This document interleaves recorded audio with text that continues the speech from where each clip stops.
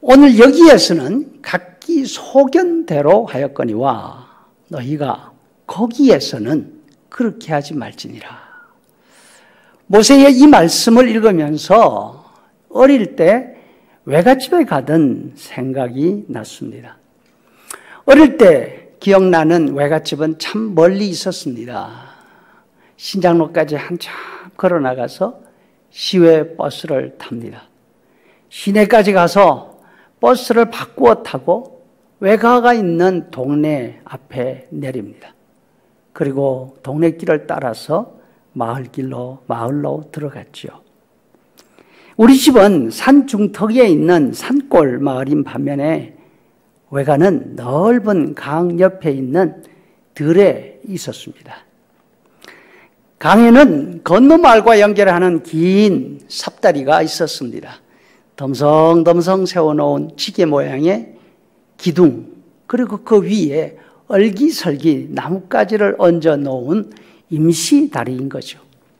이 다리는 여름에 큰 물이 나면 흔적도 없이 떠내려가 버립니다.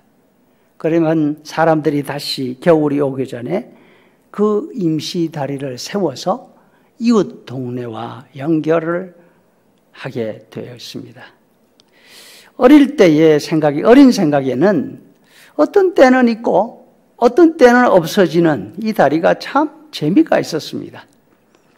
외서친 친구는 삽다리 위에서 왔다 갔다 하면서 잘 놀곤 했는데 나는 밑이 다 내려다 보이고 덤성덤성 발이 빠질 것 같은 나무 가지 위를 걸어갈 수가 없었습니다. 한 번도 그 삽다리를 건너본 적이 없었죠. 우리 집과 외가는 다른 점이 참 많았습니다. 여름에 방학 숙제 책 다 아시죠? 챙겨서 외가에 갈 때가 되면 어른들이 신신당부하시는 말씀이 있습니다. 외갓집에 가거든 집에서 하듯이 네 마음대로 하면 안 돼. 외숙모 말씀 잘 듣고 할머니 힘들게 하지 마. 그 당시 외할머니가 건강이 별로 좋지 못하셨거든요. 어른들의 이 당부는 조금 커서 외가에 갈 일이 없어질 때까지 변함없이 외가에 갈 때마다 반복이 되었습니다. 이제 길고 긴 40년의 광야 생활이 끝이 나가고 있습니다. 모세는 요단강 맞은편 모압 들판에 이스라엘 백성들을 다시 한번 모아놓고 하나님의 법을 일러주고 있습니다. 그 땅은 너희의 하나님 여호와께서 자기의 이름을 두시려고 하나님께서 지정해 놓으신 곳이다. 그곳은 하나님이 계시는 곳이다. 이렇게 말하고 있습니다.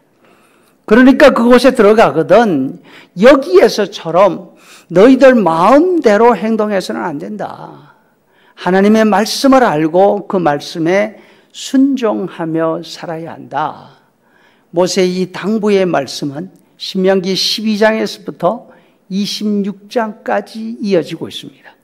그리고 우리가 말하는 모세 오경, 모세 율법의 핵심 내용이 되죠. 여기에서 모세가 말씀하시는 내용은 두 가지입니다. 첫째는 너희는 아무 신이나 섬기지 말아라. 둘째는 아무 곳에서나 너희는 제사해서는 안 된다. 당시 이스라엘 사람들은 400년 넘게 살아온 애굽 땅이든지 또한 새로 들어갈 가나안 땅에서든지 그곳 사람들과는 다른 모습으로 하나님을 섬겨야 되게 되어 있었습니다. 애굽 땅 사람이든지 가나안 땅 사람이든지 그곳에 살던 사람들은 크고 웅장한 것이나 혹은 숫자가 많은 것만 보면 와, 이것이 신이구나 그렇게 생각하고 그 앞에 절을 했습니다.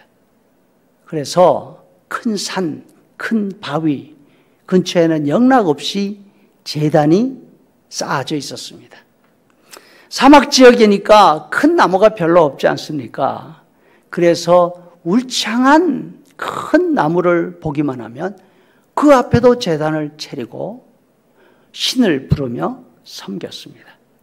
심지어 애굽에서는 미물인 개구리도 번신력이 강하니까 신으로 섬기면서 당신처럼 우리 농사에 곡식이 많이 열리게 하십시오. 당신처럼 우리 자손들이 번성하게 해주십시오. 그렇게 다신으로 섬겼습니다. 반면 하나님을 섬기는 사람들, 하나님의 백성들은 크기가 크다고, 숫자가 많다고 위대하게 생각하지 말고 이 땅에 유일하게 크신 분이 있으시면 그분은 바로 하나님이라고, 하나님을 섬기라 말씀을 하셨습니다. 하나님은 다른 민족들이 섬기는 그들의 신들처럼 눈으로 볼 수 있는 분이 아닙니다. 눈으로 볼 수 있는 분은 아니지만 이 땅에 있는 것들 가운데 눈으로 볼 때 위대하고 거대하게 보이는 모든 것을 다 지으신 분이 바로 하나님이십니다. 위대하게 보이는 산들을 솟아오르도록 만드신 분이 하나님이십니다. 누구나 두려워할 수밖에 없는 바다까지, 바다에게 여기까지 하고서 하나님이 선을 그어 놓으시니까 그 무서운 바닷물도 그 한계를 넘어오지 못하고 있습니다. 이스라엘 사람들은 이 하나님만 자신들의 하나님으로 섬겨야 했던 것입니다. 그리고 하나님을 어떻게 섬겨야 합니까?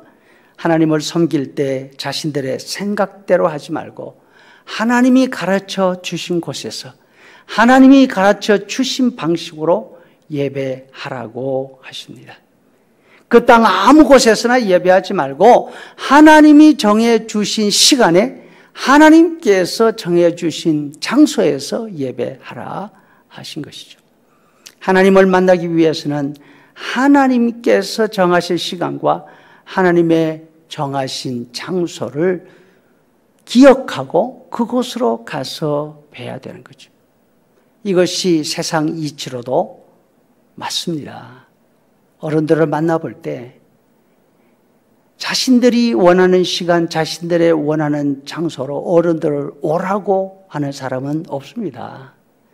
만날 장소와 시간은 어른들의 의중에 달려있는 거죠. 어른들의 뜻에 따라 거리가 멀어도 가야 합니다. 어른들의 의중에 따라서 시간이 한밤중이라도 가야 하는 것이죠. 모세 당시 사람들은 크고 많은 것을 숭상했습니다. 요즘 우리들도 크고 많은 것을 숭상하고 있습니다. 그런데 여기에 하나를 더 더하고 있습니다. 무엇인가 하면 편리하도록 해야 되는 거죠. 다른 것은 다 참아도 불편한 것은 참을 수가 없는 것이 바로 우리 현대인들이지 않습니까? 모세는 지금까지 이스라엘 사람들이 해오던 습관을 아주 간단하게 표현합니다. 각기 자기 소견대로, 그죠? 각기 자기 소견대로 행동했다.